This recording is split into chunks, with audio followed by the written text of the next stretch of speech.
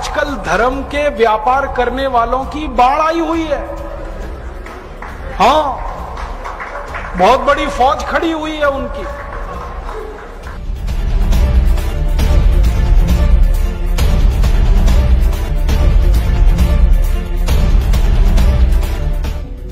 शराब का सबसे पहला फायदा, शराब आपके कॉन्फिडेंस को बढ़ाती है।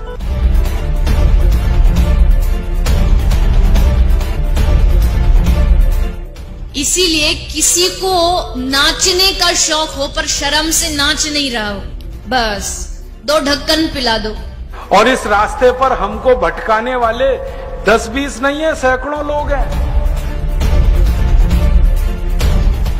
कि अगर इस्लाम को पूरी दुनिया अगर स्वीकार कर ले तो इसमें कोई बुराई नहीं है, तो ऐसे हिंदू धर्म को मैं तिलांजलि देता हूं। हिंदू धर्म कुछ नहीं है। और भगवान राम की जिंदगी के वो प्रसंग कभी नहीं सुनाते जो हम में वीरता पैदा करें। सूरत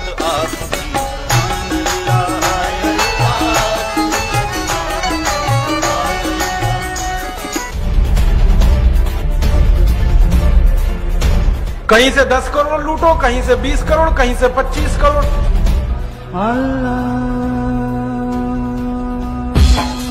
तेरी मोहब्बत दिल में है या अल्लाह, तेरी मोहब्बत दिल में है या अल्लाह। मैंने देखा है क्या क्या पाखंड और नौटंकी चलता है। जिस समय नमाज पढ़ी जाए तो हम भी प्रयास करें कि अपनी भागवत बंद करके 5 मिनट के लिए उनके लिए हम अल्लाह को प्रणाम करें। क्या जाता है, क्या फर्क पड़ता है। एक आया राम की कथा कहेगा 10 करोड़ लेके जाएगा, दूसरा कृष्ण की कथा कहेगा वो 15 करोड़ लेके जाएगा। मुझे मैं राम कथा में संकीर्तन कराता हूँ और बीच में हरि बोल कराता अली मौला अली मौला अली मौला बुलाता हूँ और पूरी सभा अली मौला का कीर्तन करती है। तो कई धर्मगुरु मुझे भी पूछते हैं कि आप हरि बोल के साथ अली मौला को क्यों लाते हैं। मैंने कहा मैं लाता नहीं, अली मेला मुझसे बोल रहा है। ये बापू नहीं है, डाकू है। बापू नाम तो शर्म आती है कहते हुए, और माला पकड़ा देते हैं कि राम राम राम राम राधे राधे राधे राधे राम राम राम राम राधे राधे, बस यही करो देश तो ठीक हो जाएगा। और ज्यादा उनसे तर्क करो तो कहने लगे तुम क्यों व्यर्थ चिंता करते हो, तुम क्या लाए थे, क्या ले जाओगे, जो हो रहा है अच्छा हो रहा है। मैंने देखा है क्या क्या पाखंड और नौटंकी चलता है। भगवान राम की कथा कहने आते हैं और भगवान राम की जिंदगी के वो प्रसंग कभी नहीं सुनाते जो हम में वीरता पैदा करें, जो साहस पैदा करें। राम की जिंदगी में बहुत सारा हिस्सा साहस का है, वीरता का है। जब 14 वर्ष के लिए वनवास चले गए राम, तो हमको सुनाई जाती है राम की जो कथा ना, उसमें कहते हैं राम ने 14 साल एक ही काम किया, हाय सीते हे सीते, हाय सीते हे सीते, हाय सीते, ये सुनाते हैं हमको। हाँ, यही सुनाते हैं निकाल के कहानी में से। और मैं कहता हूं कि राम को अगर हाय सीते हे सीते हाय सीते यही करना था 14 साल, तो दूसरा विवाह क्यों नहीं कर लिया। सैकड़ों राजा तैयार थे अपनी राजकुमारियों को राम को देने के लिए, वो तो कर लेते दूसरा विवाह, क्योंकि हाय सीते हे सीते हाय सीते हे सीते एक स्त्री के लिए अगर वो इतने ही बिलख रहे थे, तड़प रहे थे, दूसरा विवाह कर लेते। तो ये सब चुप हो जाते हैं, फिर बात नहीं करते। फिर मैं उनको रामायण में से निकाल के दिखाता हूं, देखो राम ने हे सीते हाय सीते कहा नहीं कहा ये मुझे नहीं मालूम, लेकिन 14 साल वन में रहते हुए सैकड़ों राक्षसों का संहार किया उन्होंने, मारा उनको और धर्म राज्य की स्थापना कराई। ये कहानी नहीं सुनाते क्योंकि इससे वीरता पैदा होती है। तो राम का जो वीरत्व है वो नहीं सुनाएंगे आपको, उनकी जो कमजोरियां हैं वो सुनाते हैं आपको। और राम कथा जब वर्णन की जाती है तो मंच पे बैठ के आहा कैसे आंसू ढलल ढलल आंसू निकलेंगे, आपको भी रुलाएंगे, खुद भी रोएंगे। किस बात के लिए?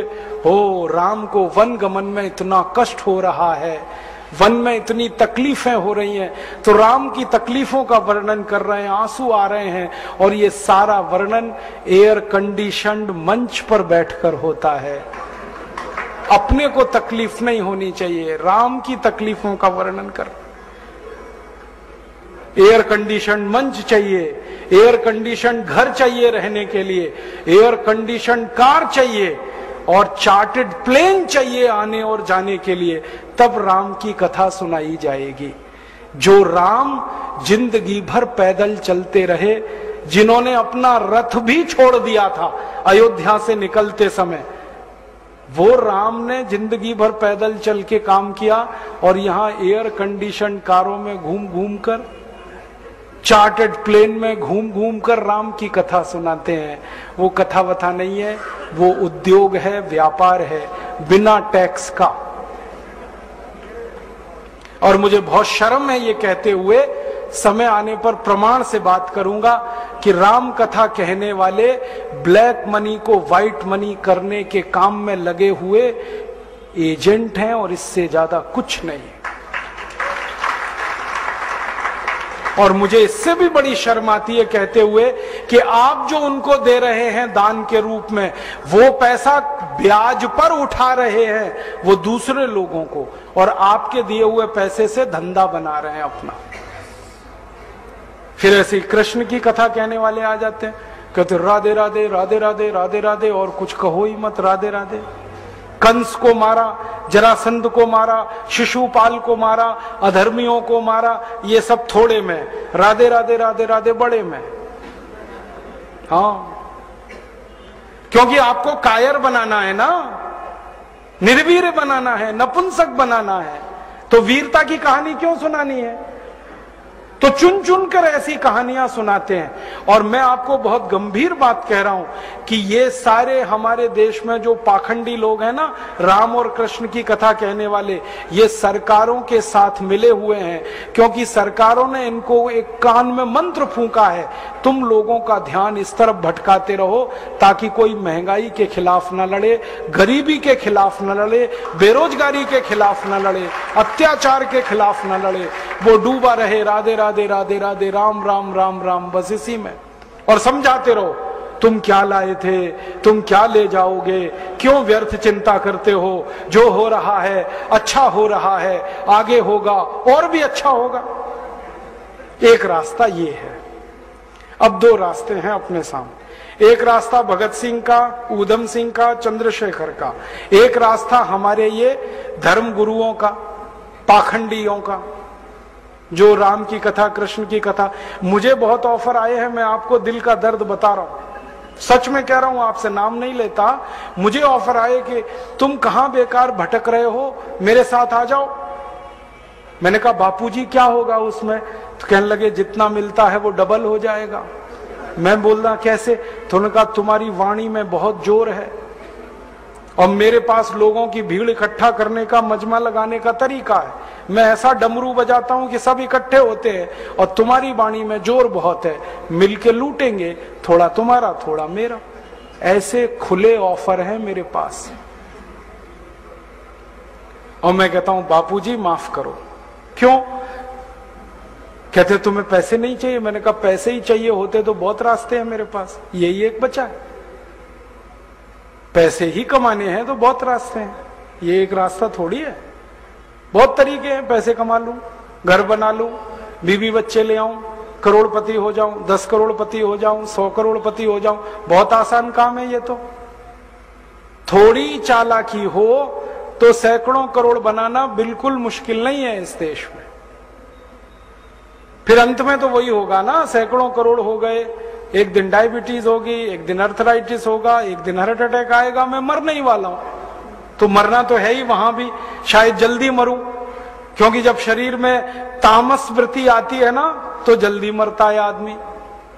जब तक सात्विक रहता है तब तक थोड़ा दम रहता है, तो तामस वृत्ति आएगी, मरना मुझे वहां भी है। तो क्यों ना इस रास्ते पे चल के मरूं जहां सात्विक वृत्ति भी है, मरना है ये तो पक्का ही है, जिंदा तो कोई रहेगा नहीं। तो भगत सिंह का रास्ता क्या बुरा, ऊधम सिंह का रास्ता क्या बुरा, चंद्रशेखर का रास्ता क्या बुरा, कुछ करके मरो ना। मरेंगे ये सब भी। राम की कथा सुनाते सुनाते हार्ट अटैक आएगा, मरेंगे वो भी।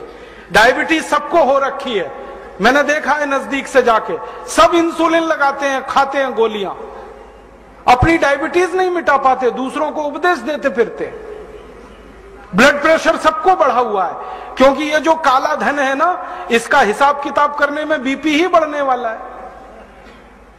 सब बीपी की गोलियां खाते हैं, सब डायबिटीज के लिए शिकार हैं, तो दूसरों को उपदेश देंगे तो मैं भी लग जाऊं, वो एक रास्ता है। एक रास्ता भगत सिंह, उधम सिंह, चंद्रशेखर का भी है। मौत तो दोनों में ही आने वाली है, बस अंतर इतना है, एक मौत ऐसी आएगी जिसको देश और समाज जिंदगी भर याद रखेगा, और एक मौत ऐसी आएगी कोई पूछेगा नहीं।